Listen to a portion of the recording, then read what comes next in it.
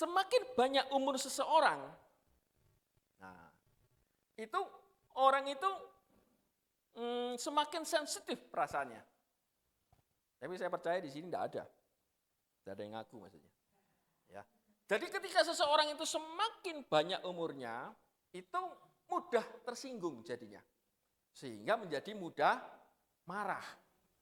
Nah, kepahitan itu bukan cuma sekedar marah. Ya. Kepahitan itu merupakan luka yang sengaja dipelihara. Loh, kok bisa sengaja dipelihara? Nanti kita lihat ya. Disakiti tapi tidak bisa melawan. Itu kepahitan, luka jadinya ya. Terus mulai mengasihani dirinya sendiri. Kemudian mulai ingat-ingat, waduh aku dilukai sama si itu. Waktu si itu, waduh aku sampai terus tahu-tahu bisa nangis sendiri tiba-tiba gitu ya. Kalau sendiri lagi ya Pak. Kalau rame-rame begini terus nangis sendiri ya itu bahaya. Ya. Biasanya nangisnya itu sendiri. Tahu ingat lukanya itu, waduh sakit hati gitu ya. Sakitnya tuh di sini gitu kan. Itu lagunya. Nah, kepahitan itu juga suatu amarah yang mengendap. Karena itu tidak bisa melawan, marah sebetulnya dalam hatinya, tapi disimpan dalam hati. Soalnya tidak berani dilepaskan. Misalnya saya marah sama Pak Jimmy, karena saya takut sama Pak Jimmy, saya diam aja. Aduh, padahal muangkel sini ya. Apa itu namanya? Bahasa Jawanya itu apa? Dongkol, membara, amarah membara, bukan cinta membara ya. Ya, jadi lama-lama jadi dendam kesumat. Nah, hati-hati, dipicu sedikit dor gitu ya. Nah, itu juga kepahitan itu juga suatu kekecewaan yang tidak segera kita bereskan. Sehingga kepahitan itu enggak terlihat secara langsung, tetapi itu mempengaruhi hati kita, mempengaruhi pikiran kita, mempengaruhi relasi kita dengan teman-teman, dengan orang-orang di sekitar kita, dan juga yang paling penting adalah mempengaruhi identitas kita.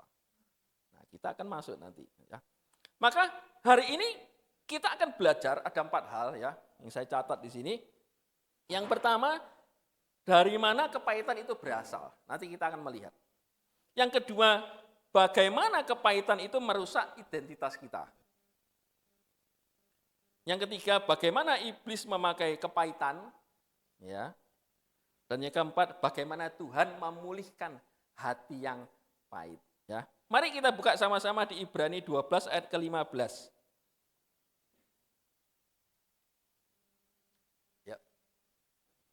Ibrani 12 ayat yang ke-15. Oke. Nah, bisa dibantu di layar ya. Sini kelihatan juga. Oh, tulisannya gede banget.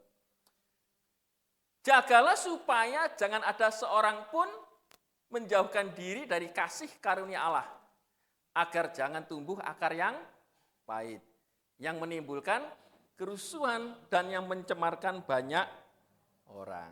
Ya, maksudnya gimana? Coba kita perhatikan.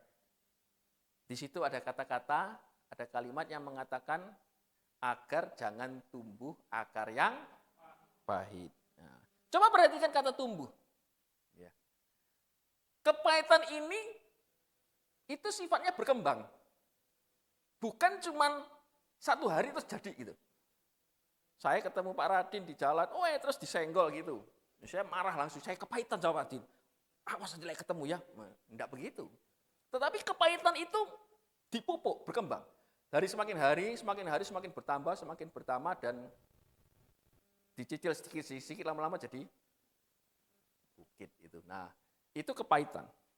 Nah, prosesnya itu biasanya dari lukanya tidak sembuh, baru sembuh, disayat lagi, dibuka lagi lukanya. Baru sembuh, dibuka lagi, luka yang sama. Ditutup, butuh waktu kan, seminggu. Dibuka lagi, luka yang sama. Terus menerus, lama-lama jadi borok. Kemudian terus jadi kecewa. Setelah kecewa, jadi seseorang kecewa itu tidak cuma 1 kali. Misalnya ketemu satu kali terus kecewa itu enggak biasanya. Tapi ya sudahlah, memang kita cuma kenalnya sebatas begitu. Ya paling ya sudah dongkol gitu aja kan, enggak sampai kecewa. Tapi karena itu terus menerus, maka kita jadi kecewa. Karena lagi-lagi tidak dibereskan, maka itu menjadi amarah yang dipendam.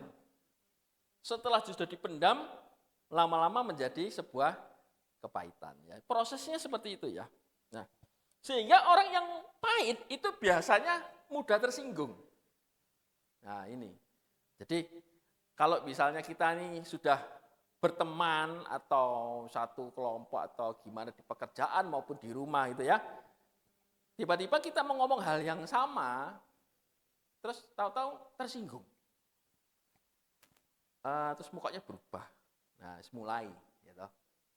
Biasanya nggak apa-apa, kok ngomong sedikit kok tersinggung. Berarti ini ada sesuatu. Gitu. Di rumah tadi nggak apa-apa, datang ke PD kok uring-uringan. Nah, ini ada sesuatu. Mudah tersinggung. Sulit percaya. Jadi, kalau saya misalnya minta lagu sama Pak Jemi. Pak Jemi minta lagu ini ya nanti ya. Oh siap. Tapi saya tidak percaya. Saya hubungi Pak Radi. Saya juga minta ini ya. Oh ya siap. Saya tidak percaya lagi. Saya WA Pak Robi lagi. Sampai sebegitunya. Ya, kalau orang mulai luka itu, mulai pahit itu, mulai dia tidak mudah percaya kepada orang.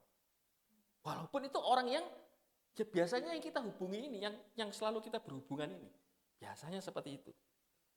Mudah curiga. Ketemu orang baru, mulai curiga. Ki, sopo iki ya? Jaketan. Masuk PD jaketnya gak dibuka. Orang baru iki. Kok tampangnya kok serem iki? Wah, jangan-jangan baru iki. Kok tampangnya kok serem iki? Wah, jangan-jangan pas bawa pisau di balik jaketnya. Nah, jadi mulai liar pikirannya kan? Karena udah curiga. Padahal orang itu datang sebetulnya mau mencari sebuah kelegaan di dalam PD. Ya. Sulit bersuka cita. Kalau nyanyi tadi kan kasih tak berkesudahan, mengkerut, medudut itu aja. Susah untuk bersuka cita ya. Ayo kita tepuk tangan, ya tepuk tangannya cuman ini. Lambaikan tangan. Nggak, biasanya kan begini ya, ini cuman ini. Jadi susah. Kemudian gampang bersungut-sungut. Apa aku tadi WL gak main lagu ini keliru. Apa sih yang main keyboard, yang main gitar segala macam. Pokoknya dicacati semua. Bersungut-sungut semua. Nah, itu salah satunya. Ya. Sehingga orang yang mengalami kepahitan itu sulit untuk mengampuni. Nah, ini yang bahaya. Dia tidak bisa bersyukur atas hidupnya, sehingga dia tidak bisa melihat anugerah Tuhan yang begitu besar di dalam kehidupannya. Karena hatinya pahit, sudah terlanjur pahit. Saya tidak suka makan pari. Bapak Ibu ada yang suka makan pari? Enggak ada. Enggak ada yang ngaku. Pari itu pahit ya, betul ya? Nah, karena pahit itu saya tidak mau. Saya tidak suka yang pahit-pahit. Saya suka yang manis-manis. Tapi sekarang sudah mulai mengurangi ya. Makanya orang kalau pahit itu merasa dirinya paling benar. Gitu. Saya pernah mendengar di satu tempat, saya tahu orang ini ya, dia bilang sama temannya, "Makanita," kayaknya nasihati, "Makanita, jadi orang itu ojo sakarepe dhewe." Padahal yang saya tahu orangnya yang ngomong ini adalah orang yang sakarepe dhewe. Saya dalam hati, ya ampun gitu ya. Nah, kadang-kadang kita mungkin tidak merasa, gitu. Makanya coba bilang sama sebelahnya, jangan sakarepe dhewe, gitu ya.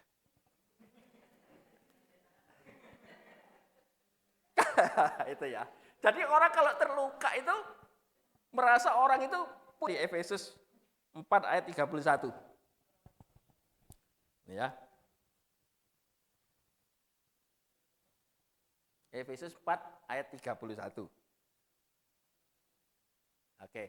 Segala kepahitan, kegeraman, kemarahan, pertikaian, dan fitnah hendaklah dibuang dari antara kamu, demikian pula segala kejahatan. Nah, mari kita lihat ayatnya yuk. Di situ dikatakan dibuang, bukan dipelihara.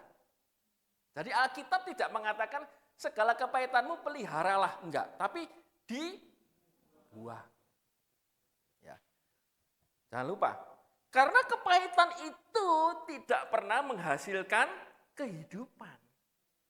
Kepahitan itu selalu menghasilkan sebuah kematian.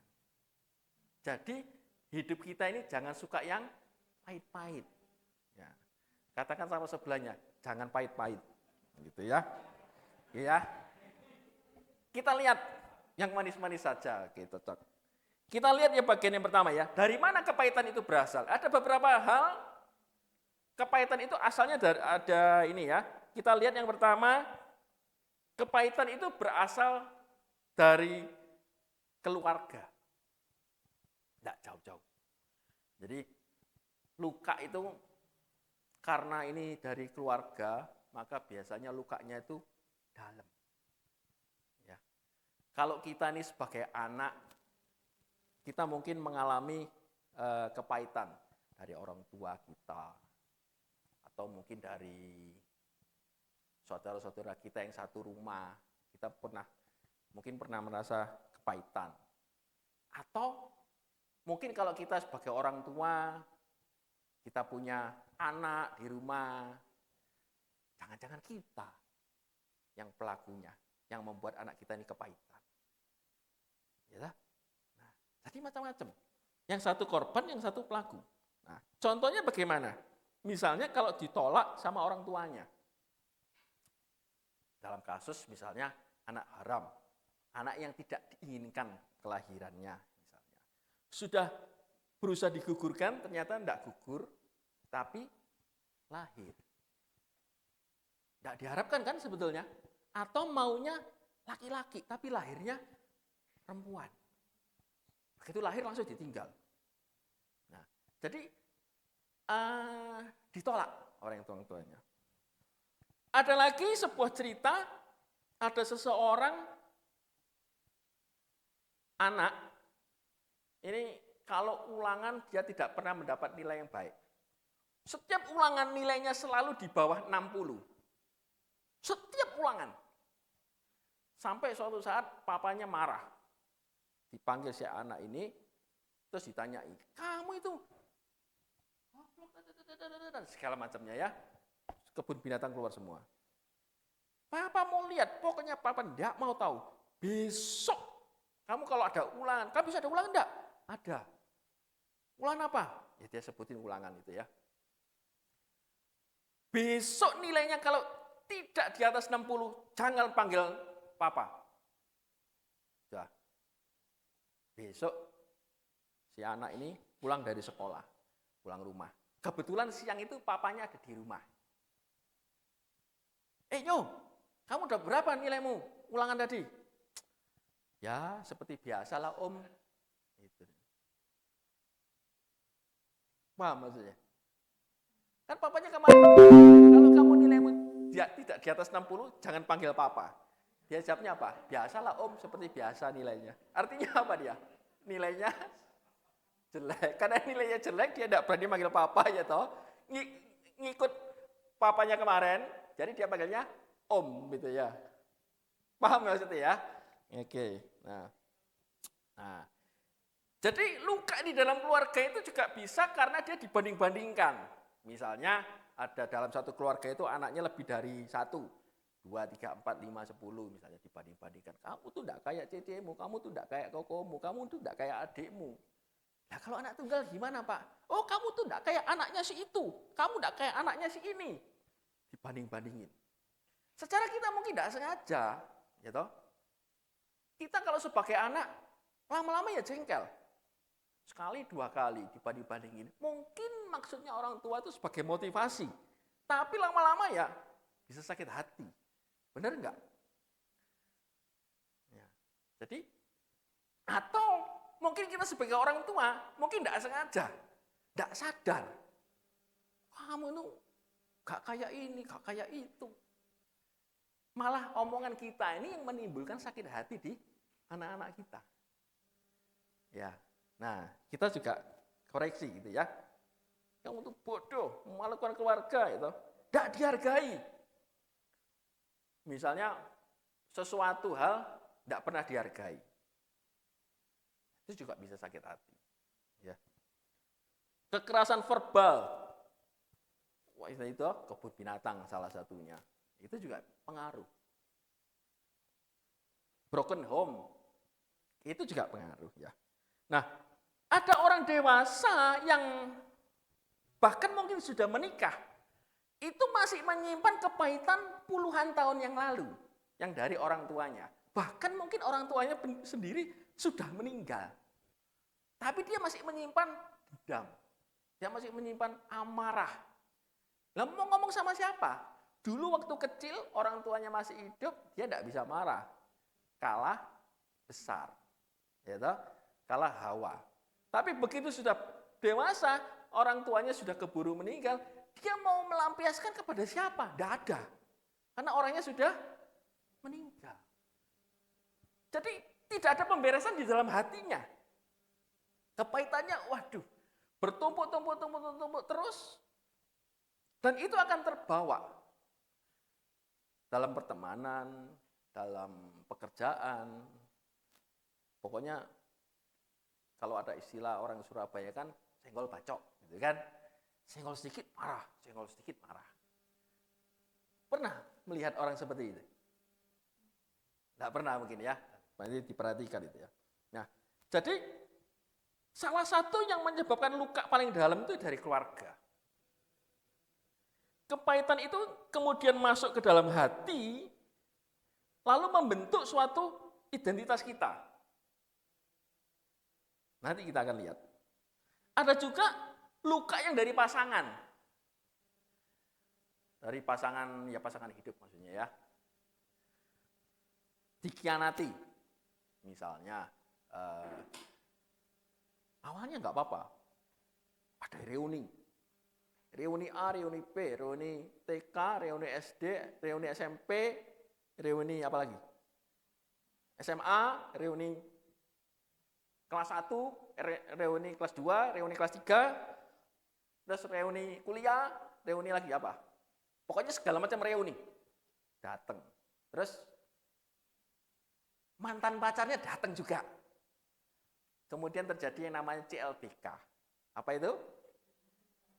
Nah, cocok. Nah, jadi awalnya tidak sengaja. Kemudian karena ketemu lagi yang lama, terus dimulailah pengkhianatan itu. Ya, jadi sakit. Hatinya bisa sakit. Dihina juga bisa. Karena pasangannya status ekonominya, atau pendidikannya, atau bibit bebet bobotnya itu beda banget, terus dihina-hina. Itu juga menyebabkan kepahitan yang dilakukan oleh pasangan hidup. Ya, macam-macam. Perselingkuhan itu tidak perlu dibahas ya. Kurang penghargaan. Karena di dalam keluarga itu membentuk identitas, itu merupakan luka yang paling dalam keluarga ini. Ya. Kepahitan juga bisa dari teman, dari sahabat, mungkin dari tetangga, itu juga bisa.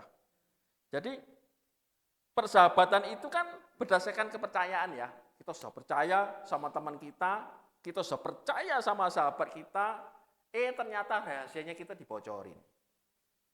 Mangkel loh, kecewa kan? Nah, bisa. Ditinggalkan saat susah. Oh ya, happy-happy, cedek, mendekat. Tapi waktu susah, ditinggal. Terus merasa kita nih dimanfaatkan. Oh, waktu butuhnya baik, waktu enggak perlu hilang. Seperti itu. Nah, semaunya sendiri. Gitu. Nah, Daud juga pernah terluka sama temannya. Ayo kita lihat di Mazmur 55 ayat ke-12, 13 sampai 14. Daud juga pernah terluka sama sahabatnya. Dia ditusuk dari belakang. Ya, bukan dalam arti sesungguhnya ya. Yuk kita lihat sebentar. Mazmur 55 ayat 12.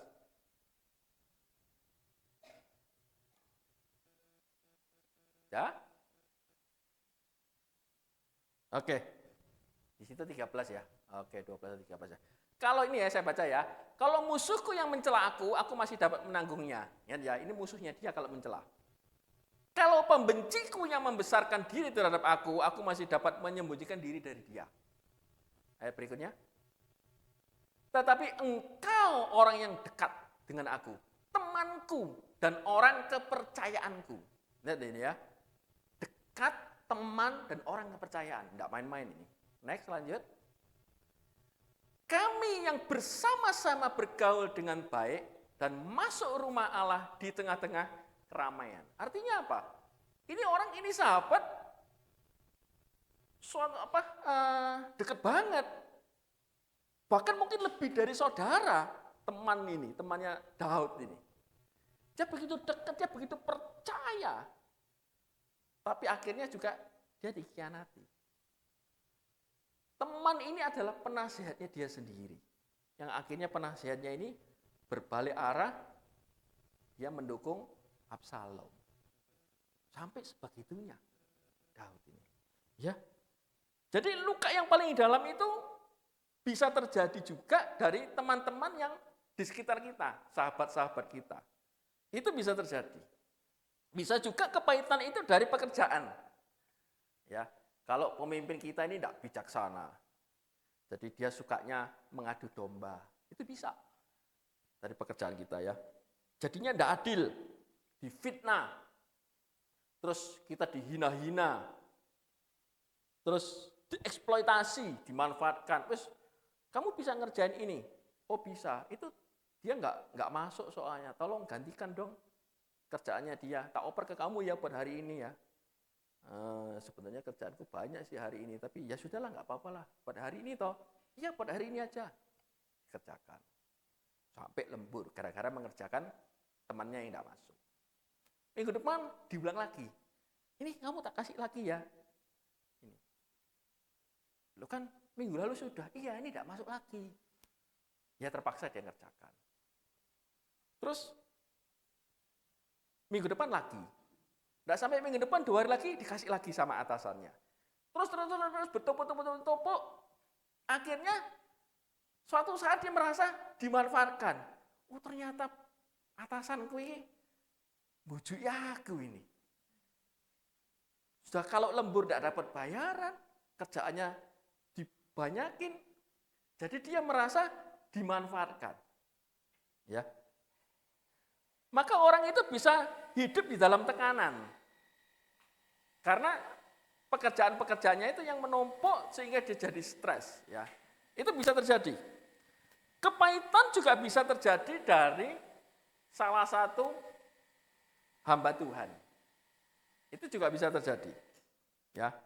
Karena ekspektasinya tinggi, jadi dia mungkin berpikir bahwa gereja itu harus aman. Pelayan Tuhan itu harus dewasa. Pemimpin rohani itu harus mengasihi. Tapi kenyataannya enggak. Ini malah persaingan. Terus menjerumuskan, enggak peduli. Sehingga orang itu jadi kecewa. Padahal harapan dia, ini tempat yang sudah benteng terakhir. Tetapi ternyata tidak bisa diharapkan sebagaimana apa yang dia maui. Nah, akibatnya orang itu mulai kecewa, hatinya mulai dingin. Pelayanan jalan tapi sudah mulai ogah-ogahan. Ya. Itu salah satu penyebab dari kepahitan. Kemudian bagaimana kepahitan ini bisa merusak identitas kita? Nah, ini yang penting. Emosi itu bisa merubah identitas seseorang. Ya. Kalau luka itu dipelihara, kepahitan itu dipelihara, maka secara tidak langsung orang itu mulai mendefinisikan dirinya berdasarkan luka yang pernah dialaminya. Contoh misalnya, kamu ini tidak berguna, kamu ini goblok, kamu ini tidak naik kelas, kamu ini bodoh, kamu ini menyengsarakan keluarga, kamu ini malu-maluin orang tua. Itu berulang-ulang disampaikan, sehingga ketika dia beranjak dewasa, dia mulai membentuk dirinya. Aku ini orang bodoh, aku ini tidak berharga, aku ini tidak bisa apa-apa. Kalau dia ditanya, kamu bisa enggak melakukan ini? Aku enggak bisa. Padahal itu belum pernah dilakukan. Orang kalau belum pernah melakukan, bukan berarti dia enggak bisa kan? Hanya karena dia belum pernah melakukan.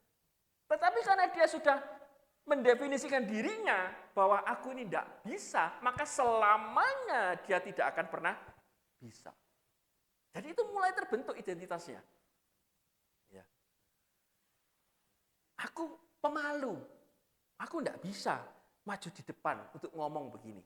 Ya terus, begitu orang itu didorong terus, ya tidak akan pernah mau maju. Kenapa? Karena identitas dirinya adalah malu. Saya ketika diminta untuk membawakan firman, saya lari dari Tuhan itu 10 tahun. Karena saya merasa saya tidak bisa. Saya takut jadi batu sandungan. Kalau salah ngomong, kalau salah menyampaikan, banyak orang yang jatuh karena saya memikul dosanya banyak orang. Jadi saya takut. Apakah saya pernah mencoba? Tidak pernah. Selama 10 tahun saya tidak pernah mencoba. Cuman karena definisi itu, sehingga saya menjadi takut.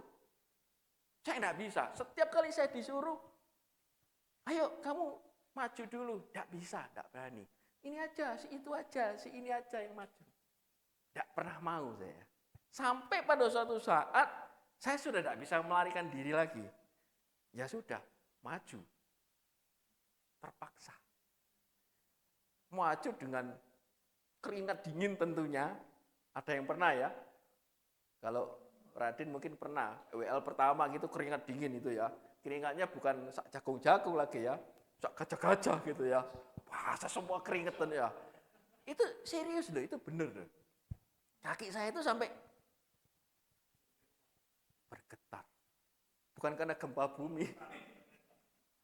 Karena takut. Ngomongnya juga sambil terbata-bata. Jadi itulah pengalaman pertama. Jadi definisi itu, waduh itu bahaya banget. Aku ini tidak berharga, aku tidak penting. Aku ini pecundang, aku ini tidak bisa dipercaya. Itu mulai membentuk diri kita, identitas kita itu, seperti itu. Nah, sama seperti Rut. Ayo kita lihat sebentar. Rut pasal 1. Mari kita buka. Kita belajar dari Rut satu hal. Rut pasal 1, ayat 1. Ya, saya baca cepat aja, nanti lompat-lompat. Pada zaman para hakim, memerintah ada kelaparan di tanah Israel. Jadi waktu itu ada kelaparan, ya. Kemudian ada seseorang bersama istri dan kedua anaknya pergi ke tanah Moab. Ya pindah karena di Israel kelaparan. Ayat yang keduanya, namanya adalah Elimelek, nama istrinya Naomi. Ya, dengan dua anaknya. Yang ketiga, kemudian matilah Elimelek, suami Naomi.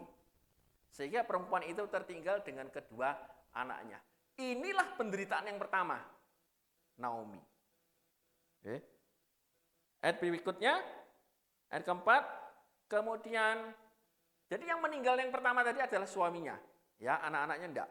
Kemudian anak-anaknya menikah, mengambil istri dari orang Moab. Karena kan dari orang Israel, dia pindah ke tanah Moab kan, dia cari istri orang lokal, orang Moab, namanya Orpa, satunya Rut. Oke. Berikutnya, ayat kelima, lalu matilah juga kedua anaknya. Inilah penderitaannya Naomi yang kedua. Yang pertama suaminya meninggal, yang kedua dua anaknya meninggal sekaligus. Tinggallah dia sama mantunya, ya. Ayat ke-6, kemudian ia ber- berkemas dengan kedua menantunya dan pulang di daerah Moab, sebab di daerah Moab ia mendengar bahwa Tuhan telah memperhatikan umatnya dan memberi makan kepada mereka. Inilah penderitaan yang ketiga dari Naomi. Naomi tidak mendapat kesejahteraan di tanah Moab, sehingga dia menderita di tanah Moab, sehingga dia memutuskan untuk kembali ke tanah Israel. Yang pertama dia kehilangan suami, yang kedua dia kehilangan kedua-dua anaknya sekaligus, dan yang ketiga hidupnya menderita. Sehingga akibatnya apa? Dia pulang kembali ke tanah Israel dan dia bilang sama menantunya, sudah, aku ini sudah tua, aku tidak mungkin kawin lagi. Kalau aku kawin pun aku juga tidak punya anak. Masa kamu mau menunggu anakku sampai gede? Gak mungkin. Dah kamu pulang, kamu kembalilah ke daerahmu. Si Orpa menurut. Akhirnya Orpa meninggalkan ibu mertuanya Naomi. Tapi Ruth enggak. Ruth tetap ikut Naomi. Ya, tahu ya semua ceritanya ya. Allahmu adalah Allahku, katanya Ruth. Nah, kita lihat ayat ke-20. Ketika Ruth itu sudah kembali ke Israel, ini yang terjadi.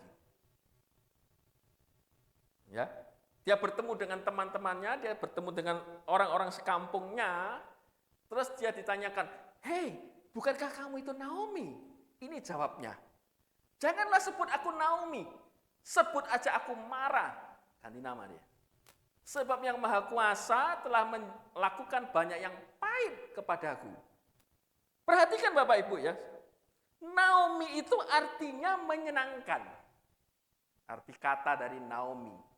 Jadi Bapak Ibu kalau punya nama Naomi atau punya anak yang punya nama Naomi, artinya menyenangkan. Sedangkan Mara itu artinya pahit. Ya. Ingat ya Musa ya, kejadian Musa juga pernah airnya pahit, maka disebut Mara. Oke, nah perhatikan, Naomi itu mulai menggantikan identitasnya. Dari yang menyenangkan menjadi pahit. Sehingga apa yang dilakukannya, apa yang di dalam pikirannya, itu juga menjadi pahit. Bertentangan dengan aslinya.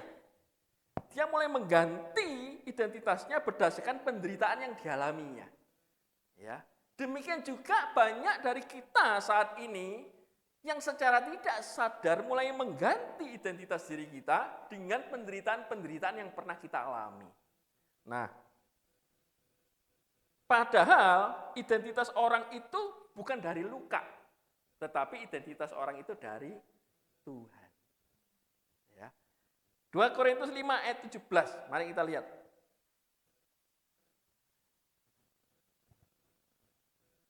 Saya lupa tadi memberi catatan ayat-ayatnya. 2 Korintus 5 ayat 17. Jadi siapa yang ada di dalam Kristus, ia adalah ciptaan baru. Ya. Bukan berarti identitas kita itu apa kata orang atau apa kata masa lalu kita, tetapi identitas diri kita itu berdasarkan apa kata Tuhan. Amin. Ya. Ia adalah ciptaan baru, yang lama sudah berlalu, sesungguhnya yang baru sudah datang. Ya.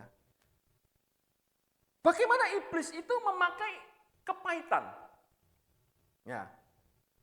Iblis itu sangat suka dengan kepahitan. Kenapa? Karena kepahitan itu bisa membuka celah buat kita.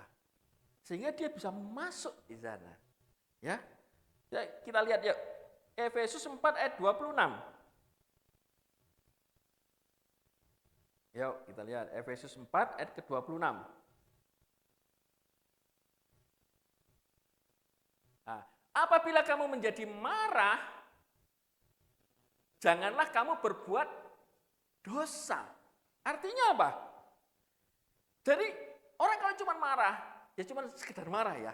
Tapi kalau dia sampai berbuat dosa, berarti ada yang mempengaruhi orang itu. Sehingga dia sampai kebablasan. Betul? Itulah pekerjaan iblis. Ayat ke-27. Dan janganlah beri kesempatan kepada iblis. Ini sudah jelas. Jadi kalau orang itu marah, orang itu kepahitan, maka dia paling gampang untuk dihasut. Paling gampang dia untuk dikuasai oleh iblis. Ya.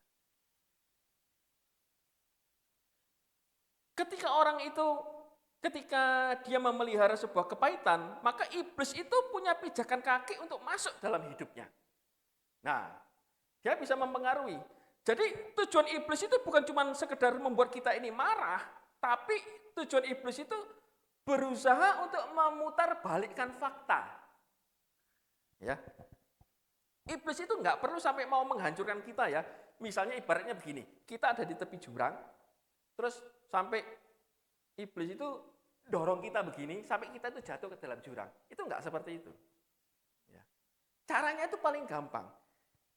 Cukup menggeser kita sedikit, maka kita akan jatuh sendiri. Bukan iblis yang akan melakukan untuk mendorong atau menghancurkan kita, bukan. Tapi dia mempengaruhi kita, sehingga kita mulai menggeser sedikit, akibatnya kita yang jatuh sendiri, karena kita yang melakukannya, bukan iblis yang melakukannya. Bisa ngikuti ya? Jadi itulah cara kerja iblis. Ya, diputar balikkan fakta itu ya. Membuat kita ini percaya dusta. Sebuah kebohongan kalau diulang-ulang akan menjadi sebuah kebohongan. Saya ulangi ya. Sebuah kebohongan yang diulang-ulang akan tetap menjadi sebuah kebohongan sampai kita percaya. Maka kebohongan itu menjadi sebuah penipuan buat kita.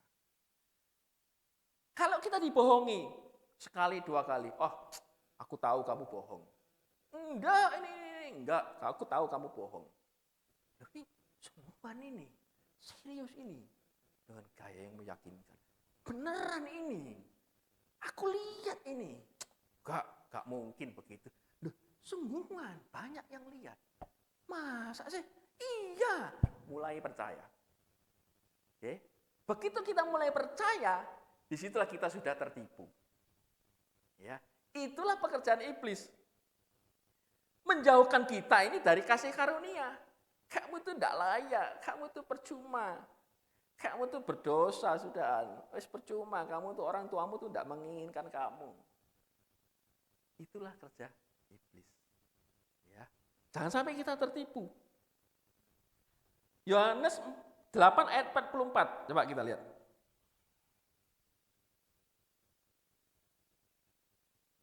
Yohanes 8 ayat ke-44.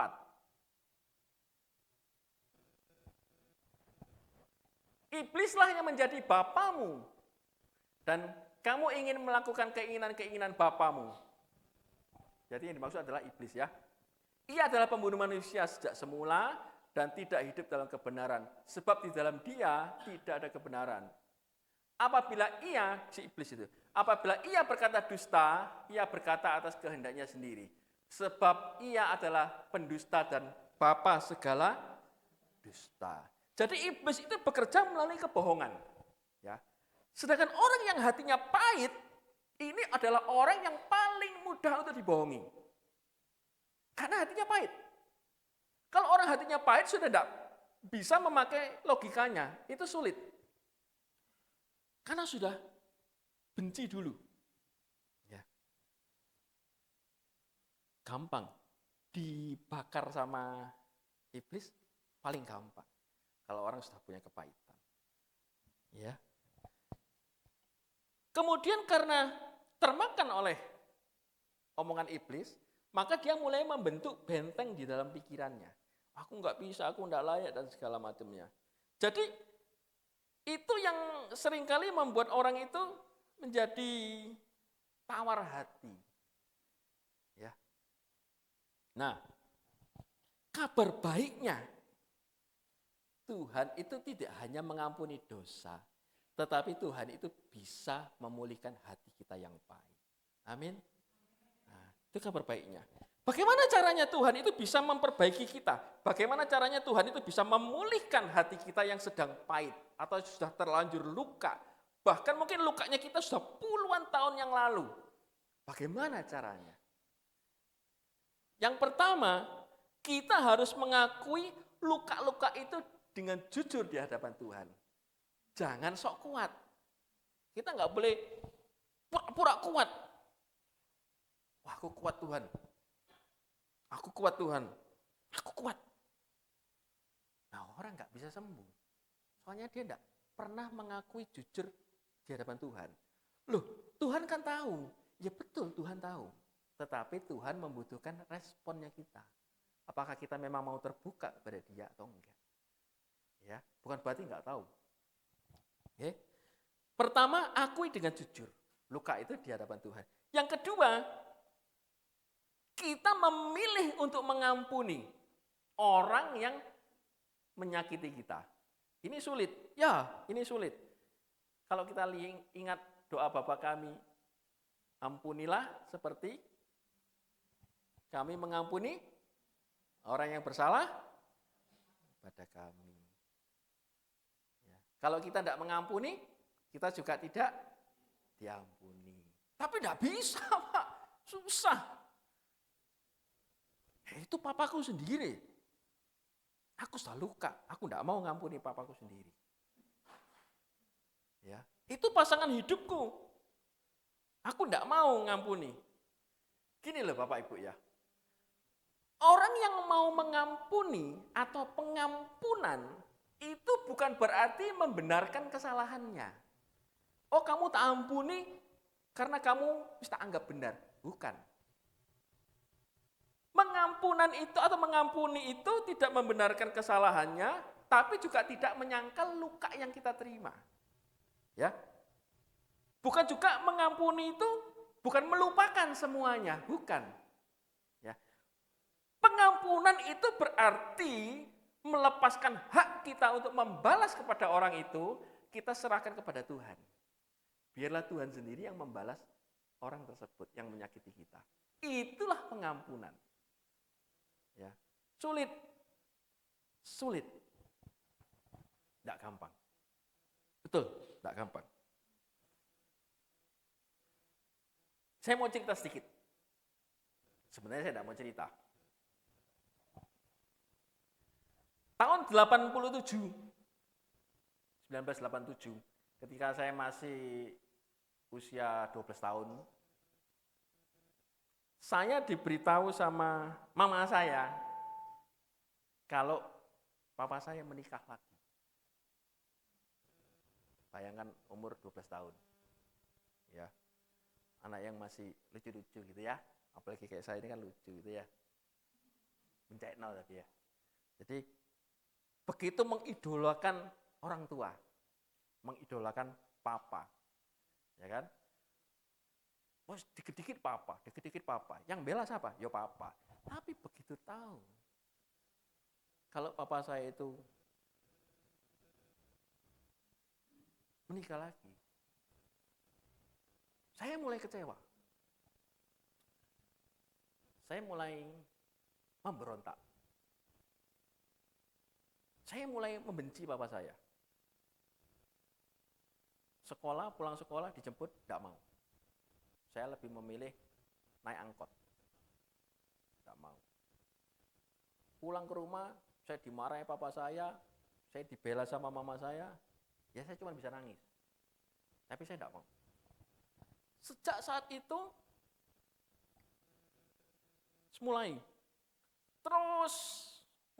saya mulai memberontak sama papa saya.